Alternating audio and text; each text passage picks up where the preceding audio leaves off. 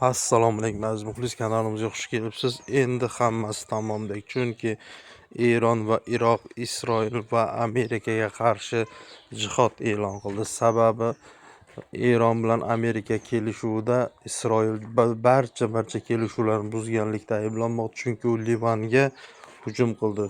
Hujum ortidan Livanda 250 nafar odam halok bo'ldi va 1,5 mingga yaqin odam jabrlangan. Jabrlanganlar orasida bolalar, ayollar ham bor. Ularda ayb bo'lmagan. Shuning uchun Eron tashqi ishlar vaziri ham shu haqida gapirib o'tdi, Abbos Araqchi.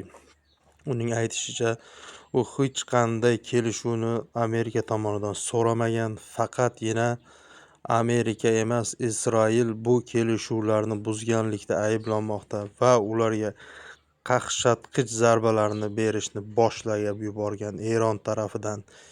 Eron barcha arab davlatlarini, ya'ni Falastin uchun, Gaz uchun bo'layotgan tajovuzlarga nuqta qo'ymoqchi.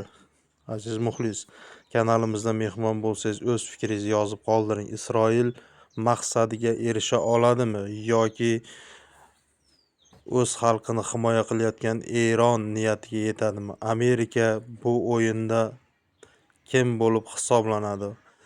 Barcha o'zining sheriklariga yordam bera oladimi?